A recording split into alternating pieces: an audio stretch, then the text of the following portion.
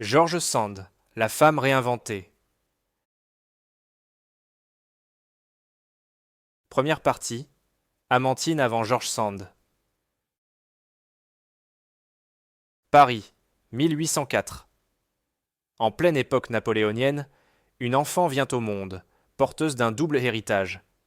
Amantine Aurore Lucille Dupin naît le 1er juillet, fille d'un officier aristocrate et d'une modeste parisienne. Son père, Maurice Dupin, a épousé en secret Sophie Victoire de Laborde, une roturière au grand cœur. Cette union improbable marque la petite Aurore, partagée entre l'orgueil de ses aïeux nobles et la fierté d'appartenir au peuple. En 1808, Aurore perd son père dans un accident de cheval. Sa grand-mère, Marie-Aurore de Saxe, la recueille au domaine familial de Nohant, au cœur du Berry. L'enfant y découvre la vie paisible de la campagne, les étés dorés, les hivers au coin du feu, et une éducation soignée sous la tutelle exigeante mais aimante de sa grand-mère. Aurore dévore les livres de la bibliothèque et s'évade dans la nature. Son imagination fertile et son esprit indépendant se forment loin des conventions parisiennes. De retour à Nohant, Aurore retrouve sa mère qui s'empresse de la marier. À 18 ans, le 17 septembre 1822, elle épouse François Casimir Dudevant, un propriétaire terrien du sud-ouest, devenant la baronne Dudevant. La jeune épouse croit y gagner son indépendance. C'est oublier qu'en ce siècle, une femme mariée est légalement mineure sous l'autorité de son époux. Au début, la vie conjugale s'écoule calmement à la campagne. Aurore donne naissance à un fils, Maurice, puis à une fille, Solange. Mais très vite, l'idylle provinciale se fane. Casimir, bon vivant rustaud, préfère la chasse et le vin aux discussions littéraires. Aurore s'ennuie à périr, enfermée dans un rôle d'épouse docile qui lui pèse. La nuit, à la lueur des bougies, elle remplit en secret des cahiers de pensées et de récits imaginaires. L'écriture devient son refuge. Elle rêve d'une autre vie, là où battent le cœur des arts et des idées. Paris. En 1830, la Révolution de Juillet souffle un vent d'espoir qui ravive son audace. Le 4 janvier 1831, Aurore, 27 ans, ose tout quitter. À l'aube, elle s'enfuit de Nohant, laissant derrière elle un mariage mort. Avec quelques économies en poche et un ardent désir d'émancipation, elle monte dans la diligence pour Paris, confiant provisoirement ses enfants à leur père. Elle est déterminée à devenir écrivain, ou à échouer en essayant. Deuxième partie. Naissance de George Sand. Paris 1831 l'accueille en pleine effervescence romantique. Aux côtés de jeunes amis écrivains, Aurore découvre la vie de bohème. Café enfumé, théâtre bouillonnant, discussions enflammées jusqu'au petit matin. Elle s'affranchit des codes féminins en arborant veste d'homme et chapeau, ce qui lui permet de circuler librement dans la capitale, d'entrer dans les bibliothèques interdites aux femmes ou de fumer en public. Cette audace vestimentaire lui offre une liberté inédite. Le soir, dans sa mansarde, elle écrit sans relâche. Avec son amant Jules Sandeau, elle publie en 1831 un premier roman à 4 mains, Rose et Blanche, signé du pseudonyme G. Sand. En 1832, son roman Indiana paraît sous son nouveau nom de plume George Sand. L'ouvrage fait scandale et triomphe. Le public y découvre une plume vibrante de passion et de rébellion. On s'ébahit en apprenant que ce George Sand, au prénom d'homme, est en réalité une jeune femme de 28 ans, séparée de son mari, qui vit librement de sa plume. Bientôt, Sand enchaîne les œuvres audacieuses qui explorent les tourments du cœur féminin et défient les convenances. Son génie littéraire est acclamé à travers l'Europe, tandis que ses mœurs libres font scandale dans les salons. Troisième partie. Alfred de Musset et la passion tumultueuse. Parallèlement, la vie d'artiste libre s'accompagne de tumultes du cœur. En 1833, George Sand croise un jeune poète à l'âme tourmentée, Alfred de Musset. Elle a 29 ans, lui 23. Leur entente est immédiate et leur liaison, orageuse et passionnée, va faire frissonner tout Paris. En décembre de la même année, les deux amants partent pour Venise, espérant y vivre leur amour à l'abri des regards. Mais sur les bords du Grand Canal, Alfred tombe gravement malade. Aurore le veille jour et nuit, avec l'aide d'un médecin italien. Dans ce huis clos vénitien, les cœurs vacillent.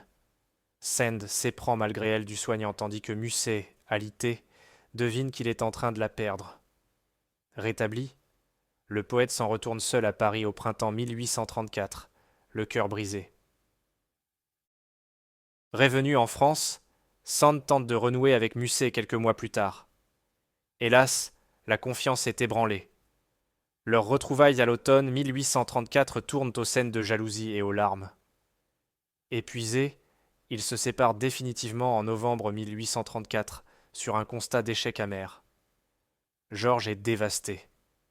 Cette passion intense n'a duré que 2 ans, mais elle a laissé en elle une blessure profonde. Musset racontera son chagrin dans La confession d'un enfant du siècle, et Sand fera écho à leur histoire dans son roman Elle et lui. Leur amour aura nourri leur œuvre autant que leur vie. Après Musset, George Sand retrouve le bonheur aux côtés d'un autre génie romantique, Frédéric Chopin. Le musicien polonais et l'écrivaine se rencontrent fin 1836 et tombent amoureux l'année suivante.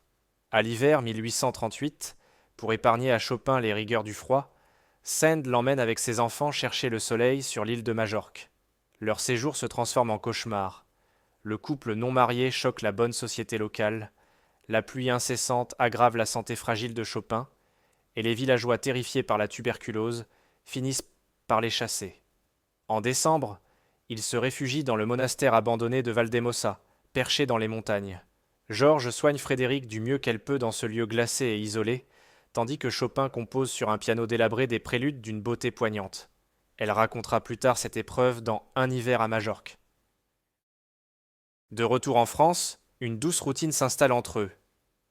Les hivers à Paris, les étés à Nohant. Pendant près de 9 ans, Chopin et Sand vivent presque comme mari et femme. Au manoir de Nohant, Chopin trouve un foyer. Entouré d'Aurore et de ses enfants, il écrit certaines de ses plus belles pages musicales. Elle veille sur lui avec tendresse, il lui apporte une sérénité créative. Mais peu à peu, la maladie de Chopin et les soucis quotidiens empoisonnent leur bonheur. Frédéric devient jaloux et exigeant, tandis que Georges doit gérer les tensions entre son amant et ses enfants, qui acceptent mal l'emprise de cet homme malade sur leur mère. En 1847, après une violente querelle impliquant Solange, l'équilibre se brise. Sand, se sentant trahi, demande à Chopin de quitter Nohant. La séparation est déchirante pour les deux artistes. Ils ne se reverront plus. Chopin s'éteint à Paris en 1849 et George Sand, meurtri, ne paraît même pas à ses funérailles. Épilogue. Plume et engagement, l'élan républicain. Depuis ses débuts, la plume de George Sand défend les opprimés. Dans ses romans, elle dénonce le mariage inégal, la misère paysanne, l'étroitesse de l'éducation des filles. En 1848, cette fibre engagée la propulse au premier plan de l'histoire. Quand la Révolution éclate à Paris, la romancière de 43 ans se jette dans la mêlée, plume en étendard. Elle s'engage dans la presse républicaine et y publie des articles enflammés. Elle y réclame justice sociale, instruction pour tous, et l'amélioration du sort des femmes. Ces mots appellent à l'égalité et galvanisent les esprits. Quelques mois durant, George Sand incarne la Deuxième République naissante. Mais l'euphorie est de courte durée. En juin 1848, l'insurrection ouvrière est écrasée dans le sang. Les espoirs de changement s'évanouissent bientôt sous le coup d'État de Louis-Napoléon Bonaparte. Beaucoup d'amis de Sand sont arrêtés ou contraints à l'exil. Désabusée, la romancière regagne la quiétude de Nohant. Elle n'abandonne pas pour autant ses idéaux. Elle intercède pour faire libérer des prisonniers politiques et continue, plus discrètement, de défendre ses convictions dans ses écrits. Sous couvert de romans champêtres, La mare au diable, François le Champy.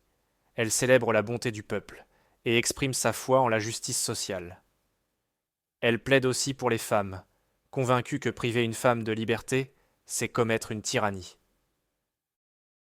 La fin de sa vie voit George Sand apaisé.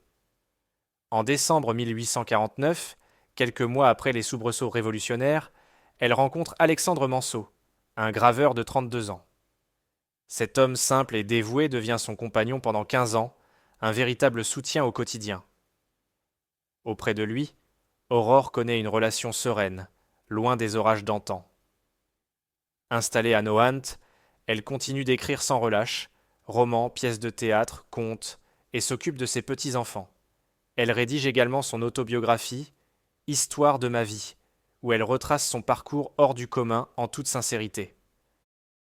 Le 8 juin 1876, George Sand s'éteint dans son cher domaine de Nohant, à 71 ans. La nouvelle de sa mort suscite une émotion nationale. Victor Hugo écrit alors « Je pleure une morte, je salue une immortelle ». Autrefois moqué pour sa vie hors norme, George Sand est désormais saluée comme une pionnière de la liberté. Libre dans ses amours, audacieuse dans son art, engagée en politique, elle a incarné une femme d'exception qui vécut selon ses propres règles. Son héritage littéraire et spirituel continue d'inspirer celles et ceux qui aspirent à vivre pleinement en accord avec leurs convictions. Prenons quelques instants pour évoquer l'auteur Benjamin Manviel. Dans une interview donnée en 2025 pour le blog Malandin, il citait Michel Houellebecq comme l'un des écrivains majeurs qui l'ont inspiré et poussé à écrire. Benjamin Manviel, auteur contemporain, se distingue par une plume à la fois moderne, brute, poétique et envoûtante. Son premier ouvrage en 2 parties, L'Arche des Cévennes, est un véritable succès littéraire, et toute sa communauté de lecteurs attend avec impatience la sortie de son prochain roman, L'Ambe d'Aville.